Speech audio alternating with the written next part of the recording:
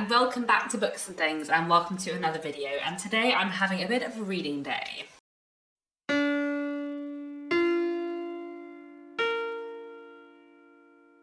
So this is something I like to do every now and then when I have a free day. I like to try and set a whole day aside every few months just for reading. And I like to spend that day reading and doing nothing else and seeing how much I can read in one day. This is something that I really enjoy doing. And today I'm going to be doing that. So it's about 9:30 in the morning now. I have already been reading a bit this morning, but I didn't turn the camera on yet because I was like umming and ahhing about whether I was going to vlog today.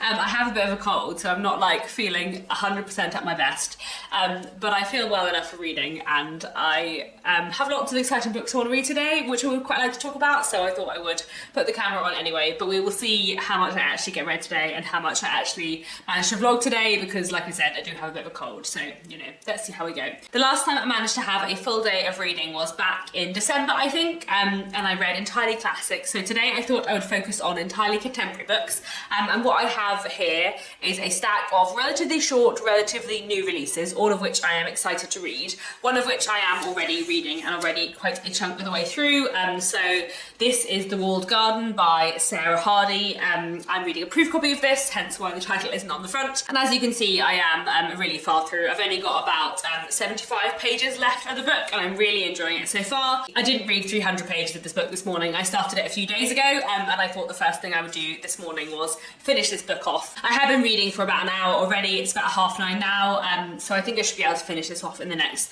hour and a bit, and I'm really enjoying this. And then I'll just see how many books I get through the rest of the day. Obviously I'm not going to manage to read 8 books today, even if some of them are very short, but hopefully I'll manage to read 3 or 4. I should definitely finish The Walled Garden and maybe 3 others, I think, if I'm lucky, but I'm just going to see how I go, and it'll be nice to have a full day of reading. I don't know how late into the evening I'll read. I'm just going to see how I go, especially because, like I said, I'm feeling a bit under the weather, so let's just see how I go. Regardless, I will carry on reading The Walled Garden. I'll tell you a bit more about it once I've finished, and in the meantime I'm going to make myself some breakfast and a cup of tea and just, yeah, carry on reading.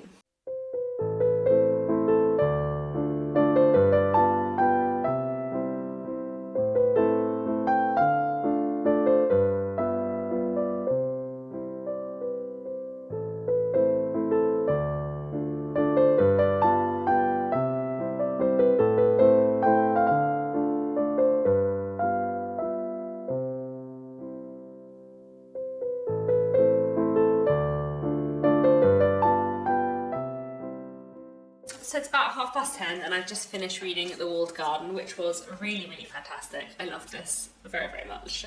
Very emotional and moving, and really a wonderful read. So The Walled Garden by Sarah Hardy is a kind of aftermath novel, I suppose. It's set in 1946 and it's about the Second World War, even though it's set after the Second World War, and about how the Second World War has affected the community that this book is about. So it's set in this small village and we're following various inhabitants of it. Sir Stephen, the kind of squire of the village, and his wife Alice, whose relationship has really disintegrated because of the war, and then the local doctor and his wife, who are also struggling, and a new vicar who has come into the neighbourhood. And it's about aftermath, I suppose, and trauma, but also about hope, and it's just really powerful and fantastic, and yes, wonderful book. So a great start to my reading day. Just fantastic. I feel very emotional for 10:30 in the morning, but there we go. I think next I'm going to pick up Weasels in the Attic, because this is very short. This is only like 70 pages, so I'm going to get through this very quickly, I think, and I'm quite excited for this. This is a relatively new release. It came out last year, and this is a Japanese novel by Hiroko Oyamada, translated by David Boyd, and I'm pretty excited to read this. It's very short, so I will check in again when I'm done.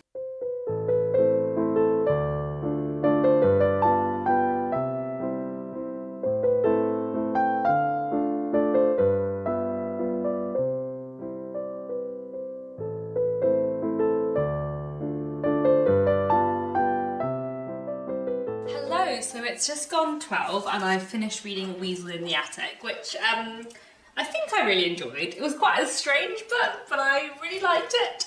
It's very short and it's just basically split into 3, and the 3 sections are kind of 3 events or days, I suppose.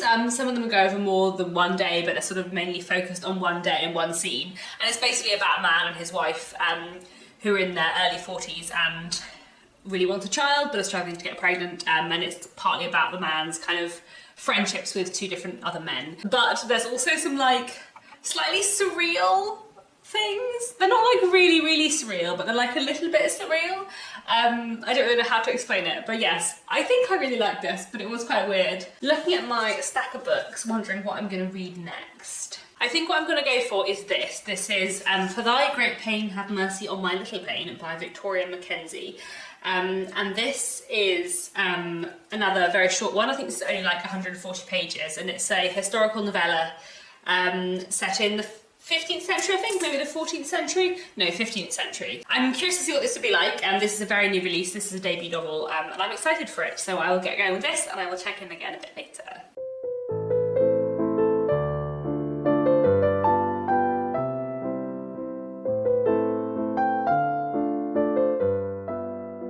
Hello again. It is just approaching 2 in the afternoon, and I've just finished off reading this, which I really enjoyed. For Thy Great Pain Have Mercy on My Little Pain. It's quite a strange book, but I really liked it. So this book is about two real historical figures, Margery Kempt and Julian of Norwich. So Margery Kempt was a woman who had 14 children, and late on in her life dictated an autobiography of her life.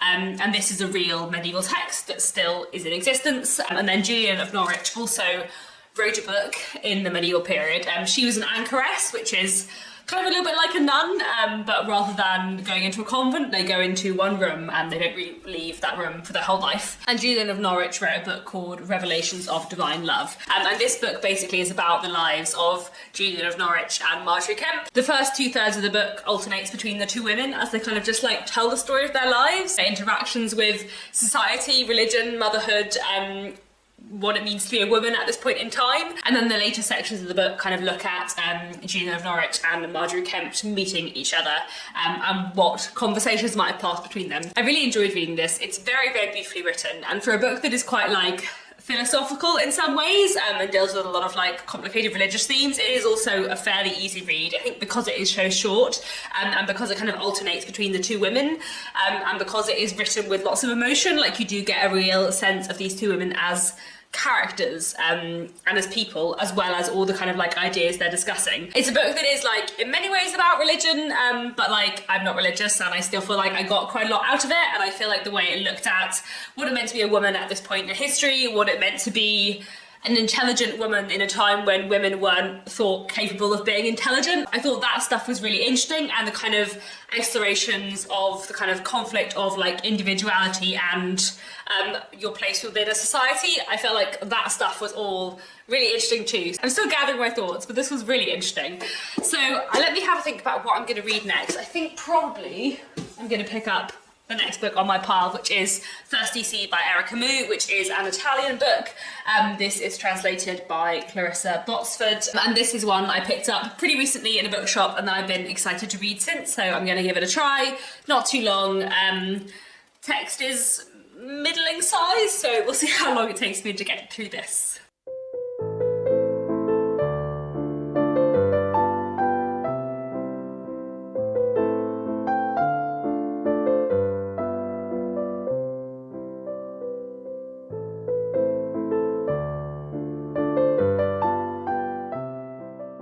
Hello again, it's now about 5:20 and I've just finished reading Thirsty Sea by Erica Camus, which I really liked. This was quite a lot more literary than I would say my usual taste is. It was very like introspective and self-reflective, but I really liked it. I thought it was really good. Really interesting.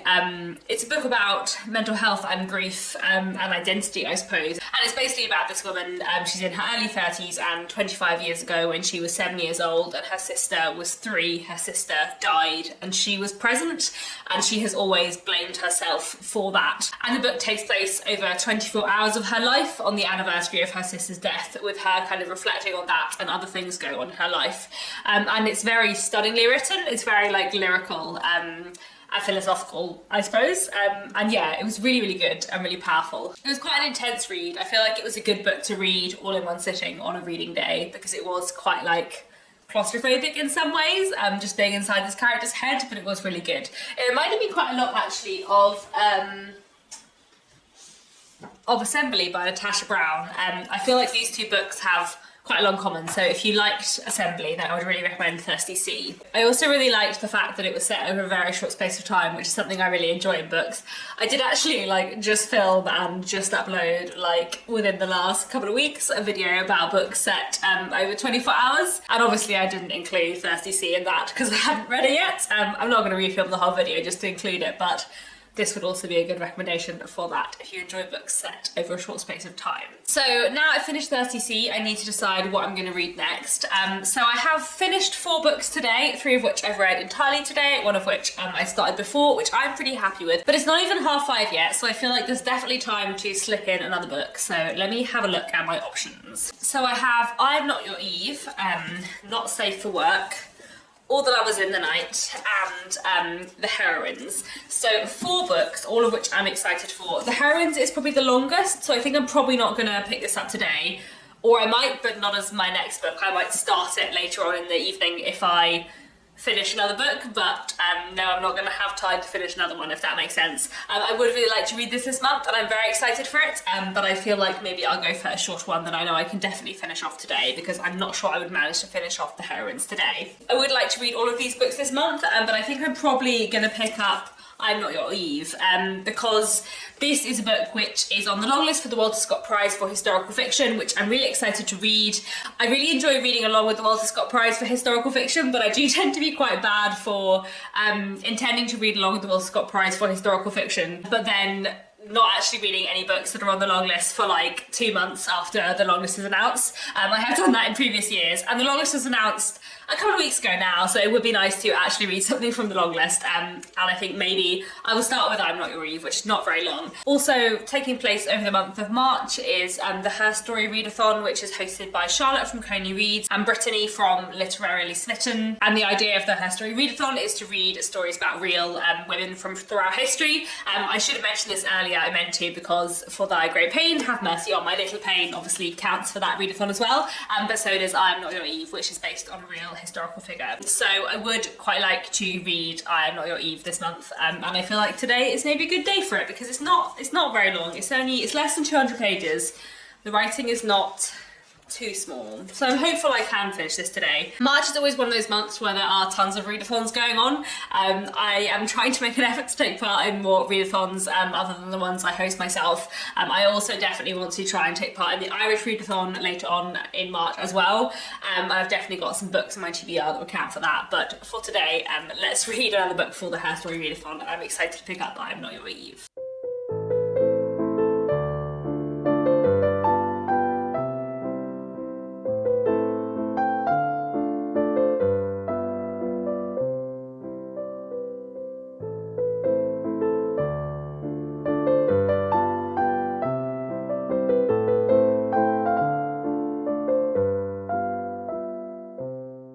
Again, so it is just past 8 in the evening, and I've just finished reading I Am Not Your Eve by Devika Ponnambalam, and this was, a really interesting read. I'm glad I've read it, and good to read something from the Walter Scott Prize long list. So this book is based on kind of real historical events. I'm not really sure how loosely, but I definitely get the sense from aspects of the book that there are quite a lot of things that we kind of don't know about the real events that this book is based on. This book is set in the late 19th century and tells a story of a young Tahitian girl, Teha Amana, who was the child bride and muse of the famous French painter Paul Gauguin. This book is told from lots of different perspectives, from the perspective of those two people, as well as from the perspective of the painter's daughter back in France, and also from the perspective of several paintings that are kind of watching the events unfold, and kind of weaved in with these narratives are lots of myths and legend about Tahiti as a place. There was a lot in this book that I really liked, and I feel like the ending was really powerful, and the way it kind of looked at history and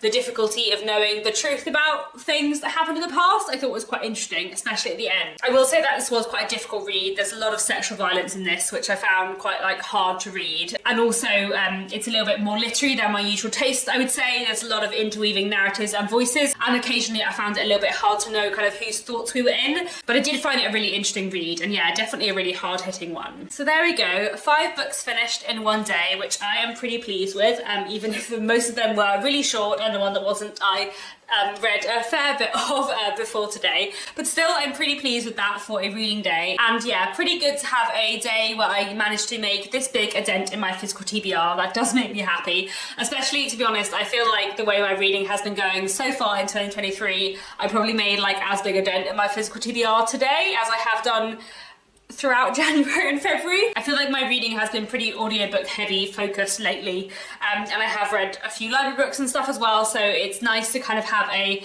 day where I have just read quite a lot of books from my physical TBR, even if quite a few of them are newer additions to my TBR. The 3 books I didn't manage to get to today, I hope I will read later on in the month of March, because I'm really excited for those 3. But yeah, I'm pretty pleased with my reading for today. As I said, it's just gone 8 o'clock in the evening, so I potentially could read another book this evening before I go to bed, but I have been reading for nearly 12 hours on and off, so I feel like it's about time to stop now. Had a good reading day, I'm quite tired, and yeah, that's all for now. Do let me know down in the comments if you've read any of these books, what you thought of them, and that's all. I'll be back very soon with another bookish video.